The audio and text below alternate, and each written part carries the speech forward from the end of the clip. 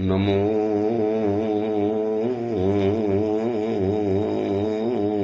હરિયંતાણમ નમો સિદ્ધાણમ નમો આયર્યાણમ નમો વજ્જાયાણમ નમો લોહે સૌવસાવણમ એસો પંચ નમુકારો સૌવ પાવપણાસણો મંગલાહાણમ ચ સૌવેશિંબણમમ હવૈ મંગલમ મંગલમ ભગવાન વીરો મંગલમ ગૌતમ પ્રભુ મંગલમ સ્થૂલભદ્રાદ્યા જૈન ધર્મોસ્તુ મંગલમ. પ્રવચનનો વિષય છે અંતિમ આરાધનાનો અમૃતકુંભ. સંવેક રંગશાલા નામનો ગ્રંથ આજથી લગભગ 1000 વર્ષ પૂર્વે બનેલો. 4 મહાદ્વાર, 43 પેટાદ્વાર અને 10,000 ગાથાની અંદરમાં વહેંચાયેલો આ સંવેગ રંગશાલા નામનો ગ્રંથ એક સંવેગના રંગને આપણા હૃદયની અંદરમાં પ્રગટાવવા માટે, સંસારના રંગથી એટલું બધું હૃદય રંગાયેલું છે, અનંતકાલથી આ સંસારના રંગનો જ અભ્યાસ છે. તો આ સંસારના રંગને દૂર કરી અને સંવેગનો રંગ આપણા હૃદયની અંદરમાં ઉત્પન્ન થાય એટલા માટે આ ગ્રંથકાર ભરચક કોશિશ કરશે. અલગ અલગ દ્રષ્ટાંત, અલગ અલગ વાતો, અલગ અલગ પેટાદ્વાર, આ બધું બતાવતા બતાવતા એક જ મકસદ છે કે હૃદયની અંદરમાં સંવેગનો રંગ પેદા થવો જોઈએ. મહસેન રાજાના હૃદયની અંદરમાં સંવેગનો રંગ પેદા થયો અને કેવી કમાલ કરે છે. સંયમ જીવન સ્વીકારતા પૂર્વે એક રાજ્ય છોડે છે અને નવા રાજાને જે પોતાનો જે ઉત્તરાધિકારી છે, પોતાની પરંપરા પાટની ઉપર જે આવનારો છે, એને શું શિખામણ આપવી, શું સલાહ આપવી, એને કેવી રીતે રાજ્યનું સંચાલન કરવું. જયસેનને ખબર નથી એવું નથી, એ વર્ષોથી રાજકુંવર તરીકે છે, યુવરાજ તરીકે છે, પણ એક રાજાની જવાબદારી છે કે પોતાના અનુયાયીને એક આવી શિખામણ કે આવી સલાહ એને આપવાની હોય. આજે એનો છેલ્લો પાઠ, કેટલી બધી લાંબી લચક શિખામણ, કેટલી બધી સલાહ, કેટલી બધી સમજણ એક આવી સલાહ સાંભળી શકે છે ને આ યુવાન પુત્ર, એ પણ બહુ મોટી વાત છે. યુવાન લોહી હોય અને આટલી બધી પિતાજી અગર સલાહ આપે ને તો કદાચ આજનો કોઈ યુવક હોય તો કહી દે કેટલી લાંબી લાંબી વાત કરો છો, ટૂંકમાં બતાવી દો ને, જે હોય જલ્દી કહી દો ને, શું કામ લાંબી લાંબી વાતો કર્યા કરો છો, આવું કદાચ આજનો યુવક કહી દે. પરંતુ સંસ્કારથી સમૃદ્ધ આ જયસેન છે, પિતાજીની બધી જ વાતોને હાથ જોડીને સાંભળતો આવ્યો છે, હાથ જોડીને સાંભળતો રહ્યો છે. પિતાજીની બધી જ વાતોને હાથ જોડી અને સાંભળી રહ્યો. પિતા તરફથી મળતી બધી સૂચના અને સલાહને હાથ જોડીને સાંભળે છે. પિતાજી આગળ કહે છે કે રાજા બન્યા છીએ ને એટલે આપણે ટેક્સ તો નાખવો પડે છે, પ્રજા પાસેથી ટેક્સ ઉઘરાવવો પડે અને રાજા એને રાજ્ય તરફથી ઘણી બધી સગવડો પ્રજાઓને આપતા હોય છે. જેમ આજે મ્યુનિસિપાલિટીના ટેક્સ હોય, ગવર્મેન્ટના ટેક્સ હોય, તો એની સામે આપણને પાણી, રસ્તા, રોડ, સ્ટ્રીટ લાઇટ, આ બધી વ્યવસ્થાઓ જેમ ગવર્મેન્ટ તરફથી આપણને મળે છે. તો પોતાના પુત્ર, નવા પુત્રને કહે છે કે તું અતિ આકરા કર જો લાદીશ ને તો સૂર્યની જેમ લોકોને ઉદ્વેગ કરનારો બનીશ. આટલા બધા આકરા કર પ્રજા ઉપર નહીં નાખવા જોઈએ અને અતિ હલકા કર, બિલકુલ કર નહીં નાખે ને તો તું ચંદ્રની જેમ પરાભવનું સ્થાન બનીશ. જેમ સૂર્ય અતિ તીખો છે તો પરાભવનું સ્થાન બને છે, એમ ઉદ્વેગનું સ્થાન બને છે. ચંદ્ર ઠંડો છે તો લોકો એનો પરાભવ કરી જાય છે. એટલે રાજાએ અતિ પણ ટેક્સ નથી નાખવાના, તો બિલકુલ પણ ટેક્સ નથી એવું પણ નથી કરવાનું. જે થોડા કર, જેને જૂના ભાષાની અંદરમાં કરવેરા કહેતા હતા, એ પણ તારે નાખવા પડશે. અને અતિ આકરા કે અતિ ઓછા કર લેવાને બદલે એનું દ્રવ્ય ક્ષેત્ર કાળ ભાવ જોઈ, પ્રજાના સુખ દુઃખને જોઈ, ક્યારેક જે સમયની અંદરમાં વરસાદ બિલકુલ નથી આવ્યો તો કર માપકમ કરી દેવા પડે. અને જે સમયની અંદરમાં વર્ષા બરોબર આવી, ધાન્ય બરોબર ઉગ્યું, વસ્તુઓ બરોબર ઉગી, તો તમારે એનો કર ઓછો વધતો પણ કરી શકાય. એટલે અતિ આકરા કર પણ નથી નાખવાના. આપણા જીવન માટે શીખવા જેવી બાબત છે કે જીવનની અંદરમાં લોકોના માટે અતિ કડક થઈશું ને, અતિ કડક, તો પણ લોકોને નહીં ગમે. તમે બિલકુલ ઢીલા રહેશો તો પણ એને કદાચ નહીં ગમે. મધ્યમ માર્ગ જીવનની અંદરમાં અપનાવવા જેવો છે. અતિ આકરા કર નહીં અને અતિ એટલા બધા હલકા પણ કર નહીં. જે રીતે વ્યવસ્થા ચાલતી હોય એ પ્રમાણે તું ચલાવતો રહેજે. વળી દીન, અનાથ, તજાયેલા, પીડાયેલા, ભય પામેલા, જેના કોઈ જ નથી સમાજની અંદરમાં, એ બધાને સાચવવાના, એ બધાને સંભાળી લેવાના. એ બધાને તરત જ તાત્કાલિક અસરની અંદરમાં સહાય પહોંચાવી દેવાની. મને તો એમ લાગે છે કે આ બધી સલાહો છે ને દિલ્હીની અંદરમાં નવા બનનારા સાંસદો અથવા તો ગુજરાતના વિધાનસભાની અંદરમાં જે નવા વિધાનસભ્યો બનતા હોય એ બધાને આ સલાહ વંચાવવા જેવી છે, સંભળાવવા જેવી છે કે સાંભળો, એક રાજા બનવું એટલે કેટલી જવાબદારી છે. રાજા બનવું એટલે જલસા નથી કરવાના, લાલ લાઇટવાળી ગાડીઓમાં ફરવાનું, પોલીસોનો કાફલો સાથે લઈને ફરવાનું, એક વીઆઈપી માનપાન મેળવવાના, હાર તોરાને બહુમાન પ્રાપ્ત કરવાના, જ્યાં જઈએ ત્યાં વીઆઈપી સગવડો ભોગવવાની, સાથે આટલી બધી જવાબદારી છે કે ત્યજાયેલા હોય. આ વરસાદના સમયની અંદરમાં જોઈ લો અત્યારે કયા નેતા ફરકે છે. રોજ પ્રજાની ફરિયાદ જોવા માટે મળે છે. કરોડો કરોડો રૂપિયાનું નુકસાન છે ગુજરાતની અંદરમાં. અમે આ નવસારીની અંદરમાં પણ હતા. પરમાત્માની કૃપાથી મારું જે સંઘની અંદરમાં ચાતુર્માસ છે, ચિંતામણી જૈન સંઘ, ત્યાં તો જિંદગીમાં ક્યારે પણ પાણી નથી ભરાતા, ક્યારે પણ નહીં. એ ભાગ જ એવો ઊંચાણવાળો છે. અને જૂની પદ્ધતિના જે બધા નગરો બનેલા હોય ને ત્યાં તો બહુ સિસ્ટમ, પૂર્વના કાળની સિસ્ટમ બહુ વ્યવસ્થિત હોય છે. આ તો 250-200 વર્ષનો આ એરિયા છે. પણ જે નવા એરિયા વિકસ્યા છે ને ત્યાં તો જે પાણી ભરાયા છે, ઉપાસની અંદરમાં સાધુ ભગવંતોને, સાધ્વીજી ભગવંતોને જે હાલાકી ભોગવવી પડી છે. 2-2 અને 3-3 દિવસ સુધી પાણી નહીં, ભોજન નહીં, તરતા કે બોટ દ્વારા ગોળચી પાણી ભરાવાની. ત્યાં રહેનારા સમણી ભગવંતો કે જિંદગીમાં પહેલી વાર આવું અનુભવ્યું, આવું વિચાર્યું પણ નહોતું કલ્પના માત્રની અંદરમાં. લોકોની દુકાનો પાણીમાં, ઘર પાણીમાં, ફર્નિચર પાણીમાં, ઇલેક્ટ્રોનિક સાધનો પાણીની અંદરમાં, વાહનો પાણીમાં, લાખો રૂપિયાનું નુકસાન. કઈ ગવર્મેન્ટ સાથ પુરાવા માટે આવવાની? એટલે આ બધી સલાહ છે ને, રાજા બન્યા છો તો તમારા માટે કેટલી કપરી જવાબદારી છે. જેનું કોઈ નથી એનું રાજાએ બનવું પડશે, રાજાએ એનું ધ્યાન રાખવું પડશે. અને આ બધી જ વાતો બતાવતા ઘણી વાતો કરી. દિન દુખીઓને સાચવજો, એ લોકોને સહાય પહોંચાડજો, જે લોકોનું ઘર નથી એ લોકોને ઘર અપાવડાવજો. પછી અતિ મહત્વની વાત એ બતાવી કે જીવનમાં જે પણ કાંઈ સુખ મળે છે ને એ ધર્મ વિના તો નથી મળતું. માટે હે પુત્ર, ધર્મપરાયણ બનજો, ધર્મથી જ જીવનને શોભાવજો. રાત દિવસ ધર્મની અંદરમાં જ વિચારણા રહેજો. મારા રાત્રિ દિવસ કયા ગુણમાં પસાર થાય છે, કયા કાર્યમાં પસાર થાય છે, અને સ્થિર બુદ્ધિ દ્વારા વિચારજો. નિત્ય સદાચારની અંદરમાં રહેજો. સત્પુરુષોએ જેની નિંદા કરી છે એવા અધમ રસ્તે ક્યારેય પણ જતા નહીં. બીજાના ગુણપતિ માત્સર્ય, ઈર્ષા કરવી અને પોતાના ગુણોની પ્રશંસા કરવી, બેટા આવું પણ જીવનની અંદરમાં નહીં કરતા. અને છેલ્લે તો અતિ મહત્વની વાત બતાવી મહસેન રાજાએ કે બેટા એક વાત જીવનમાં યાદ રાખજો કે તારે જિંદગી એવી રીતે જીવવાની કે વૃદ્ધાવસ્થા પ્રથમ મનને અને પછી શરીરને સ્પર્શે. કેટલી મહત્વની વાત છે. વૃદ્ધત્વ તો આવવાનું, ઘડપણ તો આવવાનું, શરીર જર્જરિત બનવાનું, પણ એટલું નક્કી કરજો કે તમારું આ ઘડપણ શરીરને પછી અસર કરે, પહેલાં મનને અસર કરે. મતલબ મનથી વૃદ્ધ પહેલાં બનજો. વૃદ્ધ અવસ્થામાં શું હોય, માણસ થોડો ગંભીર બને, થોડોક શાંત બને, થોડોક ઠરેલ બને, થોડાક ઇન્દ્રિયો એની ચંચલ હોય ને તો કાબૂની અંદરમાં આવી જાય. આ બધું વૃદ્ધ અવસ્થાની અંદરમાં બનતું હોય છે. તો બેટા બને ત્યાં સુધી વૃદ્ધ અવસ્થાનો સ્પર્શ પહેલાં શરીરને થાય ને એની પહેલાં મનને સ્પર્શાવી રહેજો. શરીરને તો થવાનો જ છે, પણ યુવાનીમાં પણ તું વૃદ્ધ અવસ્થા બનજે, શરીરથી નહીં મનથી. યુવાન હોવા છતાં પણ વૃદ્ધ જેવો પાકટ, વૃદ્ધ જેવો ઠરેલ, વૃદ્ધ જેવો શાંત, વૃદ્ધ વ્યક્તિ જેવી સરળતા તમારા જીવનની અંદરમાં જોવા માટે મળે. આટલું ખાસ કામ કરજો બેટા, કારણ કે ઘડપણ તો આવવાનું છે. શરીરનું ઘડપણ, એના કરતાં મનના વૃદ્ધત્વની બહુ જરૂરિયાત છે. કેવી અદ્ભુત શિખામણ એક પિતાજી પોતાના પુત્રને આપે છે. અને એવું કાર્ય કરીને જજો ને કે દુનિયાની અંદરમાં ઢંઢેરો પીટાય કે નહીં, આ માણસનો સ્વભાવ બહુ સારો છે, ખરેખર બહુ સારા નેચરવાળો છે. તું જ્યાં પણ પ્રયાણ કરવા નીકળે લોકો એક જ ચર્ચા કરે, આપણો રાજા કેટલા બધા પ્રેમાળ છે, કેટલા બધા દયાળુ છે, કેટલા બધા ઉત્તમ છે, કેટલા બધા સમજદાર છે. અને માપસર ભોજન લેવાનું. વૈદ્યો ખાલી માત્ર ચિકિત્સા માટે હોય, શરીરમાં જરૂર પણ ન પડે એટલે ભોજનને દવા બનાવી દેવાની. અને જેમ સમુદ્ર મર્યાદાને ઓળંગતો નથી એવી રીતે જીવનની અંદરમાં ક્યારેય પણ મર્યાદા નહીં ઓળંગતા. આવી કેટલી બધી લાંબી વાતો મહસેન રાજા પોતાના પુત્રને કહેતા જાય છે. મેં તો તમને કદાચ અડધી વાત જ બતાવી છે આ પ્રવચનોની અંદરમાં. બધી વાતો બતાવવા જાઉં તો હજી બીજા કેટલા ચેપ્ટરો નીકળી જાય.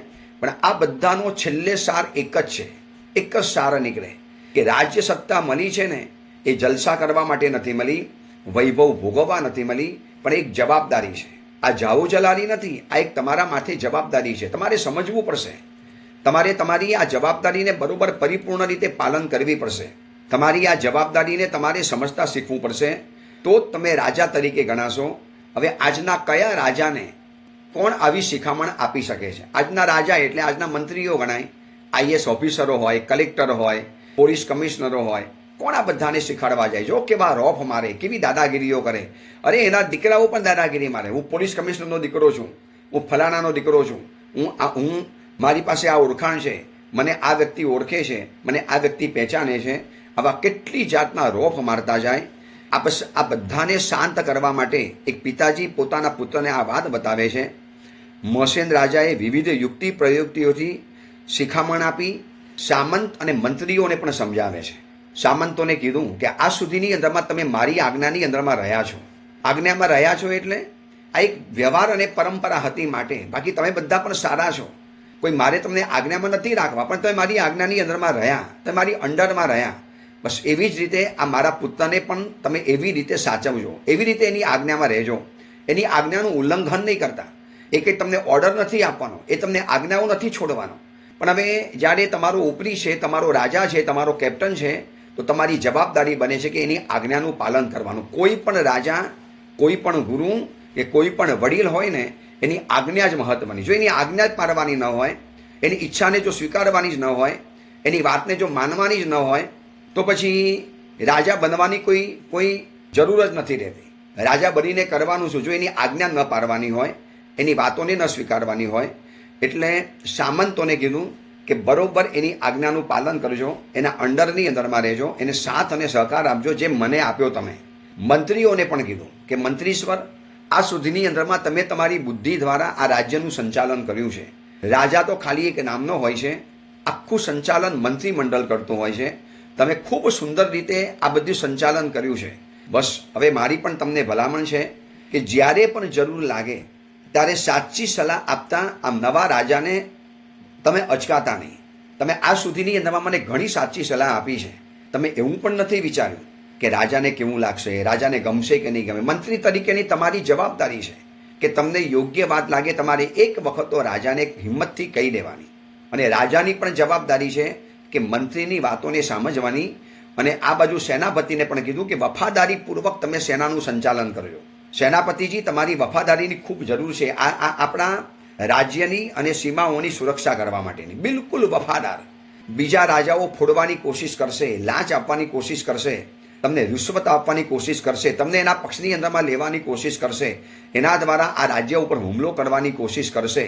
પણ તમારી જવાબદારી બને છે કે ખૂબ વ્યવસ્થિત રીતે આ સેનાપતિ તરીકેના કર્તવ્ય બજાવજો. અને વળી પાછું પોતાના પુત્રને કહે છે, આ સામંત, મંત્રી અને સેનાપતિ આ બધાનું તમારે ગૌરવ સાચવવાનું છે. એ તમારા નોકર વર્ગ નથી, એ આપણા સમાન છે. એ લોકોની પાસે જે શક્તિઓ છે એનો સારી રીતે ઉપયોગ કરજો. ઘરની અંદરમાં પણ છે ને 5 જણા સદસ્ય હોય તો એમાંથી તમે જોજો કેટલાકનો નેચર છે ને રાજા જેવો હોય, કેટલાક મંત્રી જેવા, કેટલાક સેનાપતિ જેવા, કેટલાક સામંત જેવા. આવા બધા અલગ અલગ નેચરવાળી વ્યક્તિ હોય તો દરેક વ્યક્તિએ પોતાનો નેચર સમજી અને એ પ્રમાણેનો રોલ એને ભજવી દેવાનો છે. એમ લાગે કે એક વ્યક્તિ આપણા ઘરમાં વધુ પુણ્યશાળી છે, વધુ પાવરવાળો છે, એનું લક વધારે ચાલે છે, તો એ વ્યક્તિને તમારે રાજા તરીકે સ્વીકારી લેવાનો. પછી એનો જે ઓર્ડર હોય, એની જે ઈચ્છા હોય, એની જે વાત હોય, એને તમારે સ્વીકારી લેવાની. બીજા નંબરની અંદરમાં ઘરની અંદરમાં કેટલાક એવા મંત્રીવાળા જેવા વ્યક્તિઓ હોય કે જેની સલાહ સૂચના બહુ સારી હોય, જેની પાસે બહુ સારા આઈડિયાઝ હોય, તો એની પણ વાતોને તમારે સ્વીકારી લેવાની. તો મંત્રીને મંત્રી તરીકેનું કર્તવ્ય બજાવવાનું. દરેક ઘરની અંદરમાં આવા કેટલાક વ્યક્તિઓ હોય છે. એ વ્યક્તિએ એની વાતોને સમજવી પડે, સ્વીકારવી પડે, જાણવી પડે. અને એ રીતે પ્રયોગ કરે ને તો ચોક્કસ એ રીતે જ ઘરનું જેમ રાજ્ય ચાલે છે ને એવી રીતે ઘર પણ ચાલી જાય છે. છેલ્લે પ્રજા જ્યારે ભેગી થઈ અને પ્રજાને પણ કહે છે, હવે આ તમારો નવો રાજા છે, નવા રાજાનો આદર કરજો, એનો રિસ્પેક્ટ રાખજો, એની આજ્ઞાનું પાલન કરજો. એ જે રાજ્યની વ્યવસ્થા કરે ને એ તમારા ભલા માટે હશે. તો એની ભલાઈને તમે સમજજો. એ આવું કેમ કરવા માટે માગે, શું કામ કરવા માટે માગે છે, એ આવું કરીને શું સૂચવવા માટે માગે છે. આવું કદાચ તમે સમજીને એની આજ્ઞાને માનજો. એની સામે ક્યારે બળવો નહીં પોકારતા. તમારો રાજા છે, ભૂલ થતી હોય તો મંત્રી દ્વારા પણ કહેવડાવજો. પણ પ્રજાનું કાર્ય છે કે રાજાને જવાબદાર રહેવાનું, રાજાને વફાદાર રહેવાનું અને રાજાની આજ્ઞાઓનો સ્વીકાર કરવાનો. બધાને બધી રીતે રાજમહેલના જેટલા પણ કર્મચારી વર્ગ હતા એ બધાને બધી રીતે ખુશ કર્યા. એક રાજા જ્યારે વિદાય લે છે ને ત્યારે આટલી જવાબદારી બનતી હોય છે. હવે સૌથી છેલ્લે કનકવતી રાણીને કીધું કે તમે પણ હવે સંયમ જીવન લેવા માટે તૈયાર થાઓ. કદાચ તમારું મન નથી સંયમ જીવન સ્વીકારવા માટે અને હું લઉં છું ને એ પણ કદાચ તમને ગમતું નથી. આટલું કહેતાની સાથે રાણીએ કીધું કે હું પણ તમને એ જ કહું છું કે આ બધું વૃદ્ધ અવસ્થાની અંદરમાં કરવાનું હોય. આ યુવાનીમાં કેમ આ તમે આટલો મોટો ભેખ ઉપાડો છો? શું જરૂર છે આ બધું કરવાની? હવે રાજા અને રાણીનો જે સંવાદ ચાલે છે, મહસેન રાજા તો ચલો પ્રતિબોધ પામી ગયા. દેવતાએ આવીને એમને જંગલમાં પ્રતિબોધ કર્યો. રાણીને તો ખબર નથી કે પૂર્વ ભવની અંદરમાં એમની શું હતી અને શું હતું. એ તો કોઈ ઘટનાથી વાકેફ જ નથી, ઘટના એને ખબર જ નથી. એટલે રાણી કહે છે કે શું કામ આ બધું અત્યારે ઉતાવળ છે? શાંતિથી કરી શકાય છે ને, ઘડપણની અંદરમાં કરી શકાય છે. ત્યારે રાજા કહે છે કે દેવી તમારી વાત બરોબર છે, વૃદ્ધત્વની અંદરમાં ચલો આપણે આરાધના કરવાની, પણ વૃદ્ધત્વ આવશે જ એની કોઈ ગેરંટી છે? તમે મને એટલું કહી શકો છો કે ઘડપણ આવશે જ? યુવાનીમાં પણ કેટલા લોકો ચાલી ગયા છે. જોઈ લો આપણા રાજ્યની અંદરમાં એવા કેટલાય રાજાઓ, કેટલા રાજપુત્રો, કેટલી રાજરાણીઓ ભર યુવાનીની અંદરમાં પણ મોતને ભેટે છે. શું આ ઘડપણ સુધી રાહ જોવાની, ધર્મ કરવાની? એટલી બધી રાહ જોવાની કે ધર્મ આપણે ઘડપણની અંદરમાં કરશું, એનો સમય આવવા દો, એની ઉંમર આવવા દો, એની વય આવવા દો. રાણી, આ દલીલ તમારી ખોટી છે. કારણ કે ઘડપણ આવશે જ એવું કોઈ નિશ્ચિત નથી. અકાળે મૃત્યુ આવે તો યુવાનીમાં પણ માણસ ગુજરી શકે છે. પછી દેવી કહે છે કે ચલો તમારી વાત બરોબર છે, પણ આ તમારું આટલું સુકોમલ શરીર રાજ વૈભવની અંદરમાં ઉછળ્યા છો તો આવા દુસ્સહ પરિસરને કેમ સહન કરશો? કેવી રીતે તમે આ સંયમ જીવનની ચર્યાઓ, ભિક્ષાવૃત્તિ, ગામે ગામ વિહાર કરવાનો, લોજ, સ્નાન નહીં કરવાનું, શૃંગાર નહીં કરવાના, આ તમે કેવી રીતે આ બધું સહન કરી શકશો? ત્યારે રાજા કહે છે હાડકાં અને ચામડાથી બનેલું આ શરીર એ સારું શું અને ખરાબ શું? અને આપણે ગધેડા અને કૂતરાના ભવની અંદરમાં હતા ત્યારે કોણ આપણા શરીરનું ધ્યાન રાખવા માટે આવ્યું હતું? આના કરતાં પણ વધુ આપણે પરાધીનતાઓને ત્યાં સહન કરી છે. આના કરતાં પણ વધુ દુઃખો અને તકલીફોને સહન કરી છે. રાણી, એ ભવોની અંદરમાં આપણે સહન કર્યું છે તો આ ભવની અંદરમાં કેમ સહન ન કરી શકે? તો વળી પાછી પત્ની હજી પણ કહે છે કનકવતી રાણી કે કેટલાક દિવસ સ્વગૃહમાં રહો ને, શા માટે આટલા બધા ઉતાવળ કરો છો? પછી લેજો. લેવું છે ને સંયમ જીવન, થોડીક વાર પછી લો ને, થોડા વર્ષ જવા દો. આપણો દીકરો હજી નવો નવો રાજા બન્યો છે, એ કેવું રાજ્યનું સંચાલન કરે છે, એને બરોબર સ્થિર થવા દો, સ્ટેબલ થવા દો, એને બરોબર રાજ્ય ઉપર જામી જવા દો. તમે એના થોડા દિવસ રાજ્યની વ્યવસ્થાઓને જુઓ અને પછી સંયમ જીવનના માર્ગે જાઓ. ત્યારે મહસેન રાજા કહે છે જેને સંવેગનો રંગ ચડ્યો છે ને એને દુનિયાની કોઈ કહેતા કોઈ અપીલ કે કોઈ પણ દલીલ એની સામે અસરકારક પુરવાર નથી થતી. દેવી તમારી વાત બરોબર છે, પણ સારા કાર્યો છે ને હંમેશા વિઘ્નવાળા હોય છે. જો હમણાં નહીં કરીએ ને તો આ કાર્યોની અંદરમાં એવું વિઘ્ન આવી શકે છે કે આપણે પછી ક્યારેય પણ આરાધના કરી જ નહીં શકીશું, ક્યારેય પણ આપણાથી આરાધના નહીં થાય. દેવી કરવું છે તો પછી શું અને મોડું શું? અને તમારી વાત, દીકરાનું રાજ્ય વૈભવ આપણે જોઈને જઈએ, દીકરો રાજ્ય ઉપર બેસી જાય અને પછી આપણે એની રાજ્ય લીલાને જોઈ લઈએ તો દેવી આ અનંતકાળના ભવ ભ્રમણની અંદરમાં આપણે શું શું નથી જોયું. તમે કદાચ તમારો પૂર્વ ભવ ખબર નથી. તમને ખબર છે ને કે પૂર્વના ભવની અંદરમાં તમે મારી સાથે બે ભવથી જોડાયેલા છો. એક ભવની અંદરમાં પણ તમે જોડાયા હતા, જે ભવની અંદરમાં તમે વિદ્યાધરની દીકરી હતા અને હું તમારી સાથે લગ્ન કરવા તૈયાર થયેલો અને તમારી કથાને સાંભળીને મને વૈરાગ્ય પ્રાપ્ત થયો છે. ભૂલી ગયા એ પૂર્વના ભવો? પછી દેવલોકની અંદરમાં તમે મારી દેવી હતા. બે ભવથી તમારો સ્નેહ મારી સાથે જોડાયેલો છે.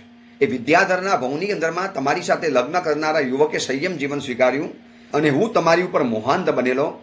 મેં તમારી કથા સાંભળી અને એ સાંભળ્યા પછી મને વૈરાગ્ય ઉત્પન્ન થઈ ગયો. તો આ ભવમાં તમને કેમ વૈરાગ્ય નથી આવતો? તમે એ ભવમાં પણ સંયમ સ્વીકાર્યું તું, યાદ કરો. અને રાણીને જ્યાં પૂર્વ ભવની યાત્રા યાદ આવીને અને એને પણ ખરેખર વૈરાગ્ય થયું, કારણ કે પૂર્વ ભવ ખબર નથી, પૂર્વ ભવ જાણતા નહોતા. હવે જ્યાં જાણ્યો, રાજાએ કીધું એટલે પૂર્વ ભવ યાદ આવી ગયો. આખી પૂર્વ ભવની શ્રેણી યાદ આવી ગઈ અને કીધું કે માફ કરજો, આ અનાદિકાળના રૂઢ થયેલા સંસ્કારો, 5 ઇન્દ્રિયના આકર્ષણો, શરીરની સુખશીલતા, આ બધું જ મને પ્રવજ્યા વિરુદ્ધ બોલાવતી હતી. હવે હું પ્રવજ્યા વિરુદ્ધ બોલતી હતી, મને એને માફ કરી દો. હવે હું પણ તમારી સાથે સંયમ જીવન લેવા માટે તૈયાર છું. આજથી ત્રીજા ભવે સર્વ સંગને છોડી અને મેં તમારી સાથે દીક્ષા લીધી હતી, સૌધર્મ દેવલોકની અંદરમાં તમારી દેવી તરીકે ઉત્પન્ન થયેલી, અને આ ભવમાં પણ તમારી પત્ની બની છું. તો હવે મારે શું કામ મારે પણ નવા ભવો વધારવા? મને આ બધી ભવોની પરંપરા ખબર હતી નહીં, એટલા માટે હું સંયમ જીવનમાં વિરુદ્ધમાં બોલતી હતી. હવે મારો પણ તમને ખુલ્લી ટેકો છે, સપોર્ટ છે. આપણે પણ સંયમ જીવનના માર્ગે જઈશું. આપણે પણ ભગવાન મહાવીરના ચરણોની અંદરમાં સમણી ભગવંત બની જઈશું. અને રાજાના હૃદયની અંદરમાં હરખની લહેર ચડી. ચલો, રાણી પણ તૈયાર થઈ ગઈ. પૂર્વભવોની કથાઓને સાંભળી અને જાણીને, અને પૂર્વભવનું વૃત્તાંત જાણી રાણી પણ તૈયાર, રાજા તો પહેલેથી પણ તૈયાર હતા. હવે સંયમ જીવન સ્વીકારવા માટેની તડામાર તૈયારી ચાલી. હવે આટલા મોટા મહસેન રાજા સંયમ જીવન જ્યારે સ્વીકારતા હોય, એની વર્ષીદારની યાત્રા કેટલી ભવ્ય નીકળવાની હોય. નવો બનેલો પુત્ર રાજા જયસેન એને તડામાર તૈયારી કરી. મારા પિતાજી જ્યારે સંયમ જીવન સ્વીકારતા હોય ત્રિભુવન ગુરુ પરમાત્માની પાસે, તારે શું કામ મારે બાકી રાખવાનું? એને જે દીક્ષાનો જે વરઘોડાની જે તૈયારી કરી છે, તૈયારી કરતાં પહેલાં મંદિરોમાં પૂજા, મંદિરોમાં સત્કાર, જીન મહોત્સવ, જીનેશ્વર ભગવંતોના જીનાલયોની અંદરમાં ઉત્તમ રીતે અભિષેક મહોત્સવ કર્યો. પછી રાજાએ સુંદર વસ્ત્રો વગેરે પહેર્યા. 1000 માણસો ઉપાડી શકે એવી શિબિકાની તૈયારી કરી. અમારી પટહ વગાડ્યો કે આજે 7 દિવસ માટે રાજ્યની અંદરમાં કોઈ પણ જાતનું કોઈ પણ જીવને મારી નહીં શકે.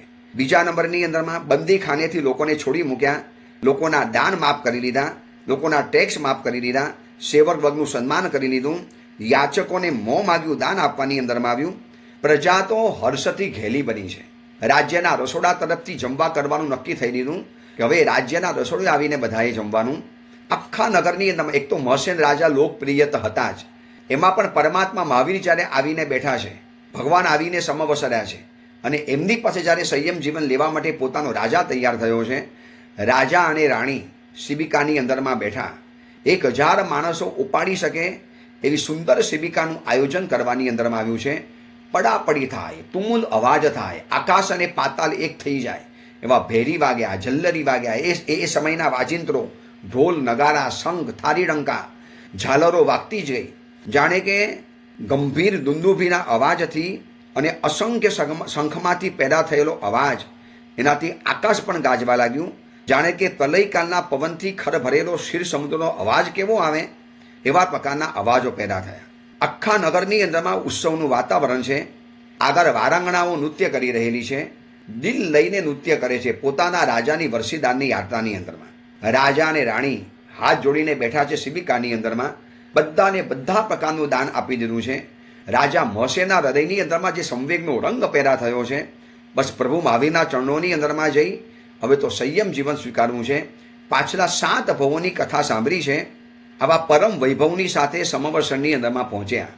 પ્રભુનું સમવર્ષણ તો મંડાયેલું હતું, બસ ખાલી ભાવના કરી અને પ્રભુ સંયમ જીવન આપવા માટે દોડી આવેલા છે. રાજા અને રાણી પાલખીમાંથી ઉતર્યા, પ્રભુને 3 પ્રદક્ષિણા આપી અને પરમાત્માની સ્તવના કરવા લાગ્યા. હે ભવવારણ, હે શિવ સુખના કારણ, દુર્જય કામદેવને જીતનારા, ઇન્દ્રોથી વંદાયેલા એવા હે 3 જગતના નાથ, હે દેવાધિદેવ પરમાત્મા, અચિંત્ય પુણ્યના માલિક, 34 અતિશયોથી યુક્ત, 3 ભુવનથી પૂજાયેલા એવા પરમાત્મા મહાવીર, આપના ચરણોની અંદરમાં મારા કોટી કોટી નમસ્કાર છે. હે પરમાત્મા, આપ જયવંતા વર્તો. અને આવી રીતે કહી ઈશાન ખૂણાની અંદરમાં જઈને ઊભા રહી ગયા. પ્રભુએ સંયમ જીવનની વિધિ શરૂ કરાવડાવી. પરમાત્માના સમવર્ષણની અંદરમાં હકડે ઠક દેવતાઓ, દેવીઓ, નર નારીઓ, રાજાની પરિવારો, નવો રાજા મહસેન રાજા, તુમુલ પબ્લિક ઉપટેલી છે. પિન ડ્રોપ સાયરેન છે. પરમ શાંતિ, નીરવ શાંતિ છે. પરમાત્માના શ્રીમુખીથી ઈશાન ખૂણાની અંદરમાં ઊભા રહી અને સંયમ જીવનની ક્રિયાઓ થઈ રહેલી છે. ગૌતમ સ્વામી ઇત્યાદિ મહામુનિવરો સમવર્ષણની અંદરમાં બિરાજમાન છે. કેવું એ દ્રશ્ય હશે કે પરમાત્માના હાથે સ્વયં દીક્ષા લેવા માટે મળે, તીર્થંકરના હાથે રજોહળની પ્રાપ્તિ થાય, તીર્થંકર સ્વયં ઊભા થઈ આપણને રજોહણ આપે. તમે કલ્પનાનો વિષય કરી જવો, કેવી એ કલ્પના હોય. વૈભવી સમવર્ષણ હોય, એમાં તીર્થંકર પરમાત્મા ઉપસ્થિત હોય, પ્રભુ ઊભા થયા હોય, ઇન્દ્ર મહારાજા પ્રભુના હાથની અંદરમાં રજોહણ અર્પણ કરતા હોય, અને તીર્થંકરના શુભ હસ્તે આપણને રજોહળની પ્રાપ્તિ થાય. મહસેન રાજા પરમાત્માને વિનંતી કરે છે કે પ્રભુ, હે જગતપતિ, હે કરુણાનિધિ, પ્રવજ્યારૂપી નૌકાનું દાન કરી આ અનાથ મનુષ્યને ભવ સમુદ્રમાંથી પાર ઉતારો. કનકવતીએ પણ વિનંતી કરી કે પ્રભુ, આ અસાર સંસારમાંથી અમારા જેવા અબોધ જીવોને આપ સંયમ જીવન આપી અને અમાને સંસારમાંથી બહાર કાઢો, નિસ્તારો અને પ્રભુની સમક્ષ ત્રણ આદેશ માગવાની અંદરમાં આવ્યા. મમ મુંડાવેહ, મમ પૌવાવેહ, મમ વેશમ સમપ્વેહ.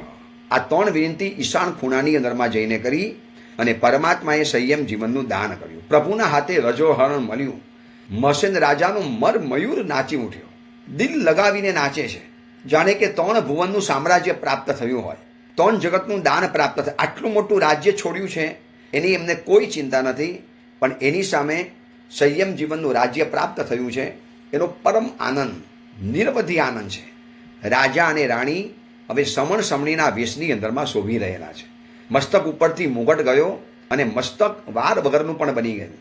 એ રાજાના કેસવારી એ હટી ગઈ, દાઢી મૂછના વાળ નીકળી ગયા, કાનના કુંડલ હટી ગયા, ગળાની અંદરમાં રહેલા ચમકતા હીરાના હાર નીકળી ગયા, બે બાજુ શોભતા બાજુબંધ એ પણ નીકળી ગયા, હાથની અંદરમાં રત્નજડિત સોનાના વલયો એ પણ નીકળી ગયા, સુંદર દેવાંશુક કપડાં એ પણ હટી ગયા, પગની અંદરમાં પહેરેલા ઝાંઝરો એ પણ નીકળી ગયા, હાથની અંદરમાં પહેરેલી સોના ચાંદી અને હીરા માણેકની મોતીની વીંટીઓ એ પણ નીકળી ગઈ.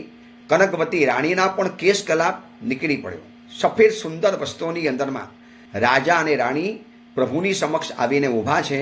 પ્રભુએ સંયમ જીવનનું પ્રદાન કર્યું, પ્રભુએ કરેમી બંતે ઉચ્ચાર્યું અને આખા નગરજનો મહસેન રાજા અને મહસેન રાજાનો દીકરો આ બધા જ બસ પોતાના પિતાજીને નિહાળ્યા કરે છે. હવે સાધુ બની ગયા, હવે સમણ બની ગયા, હવે એમને સંસારથી કોઈ લેવા દેવા નથી.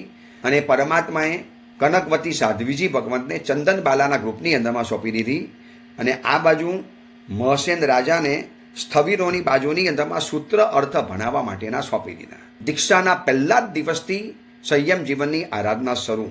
પહેલા જ દિવસથી પરમાત્મા તો વિહાર કરી ગયા, ગામનગર વિહાર કરતા ગયા. મહસેન રાજા પણ પ્રભુની સાથે વિહાર કરે છે, પણ એમના મનની અંદરમાં ભાવનાઓનો વેગ ઉમટે છે. બસ નવી નવી આરાધના કરું, ખૂબ સુંદર આરાધના કરું. આ સંયમ જીવન પ્રાપ્ત થયું છે. સંવેગના રંગથી આત્માને વધુને વધુ ભાવિત કરું.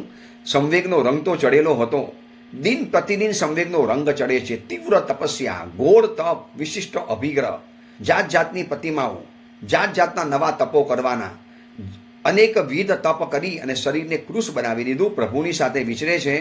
30 વર્ષ સુધી પરમાત્મા મહાવીર આ ધરતી ઉપર વિચરતા રહ્યા, સાથે મહસેન રાજા પણ મુનિવર તરીકે વિચરતા રહ્યા. એમાં એક દિવસ એવો આવ્યો, અપાપા નગરીની અંદરમાં પરમાત્માનું અંતિમ ચાતુર્માસ. મહસેન મુનિવર પણ પ્રભુની સાથે છે અને આસો મહિનાના દિવસો આવ્યા. પરમાત્માના જીવનનો દીપક બુઝાઈ ગયો, પ્રભુ નિર્વાણ પામ્યા. ગૌતમ સ્વામીજીનો વિલાપ થયો. આખી અપાપા નગરી ધુસકે ને ધુસકે રડે છે.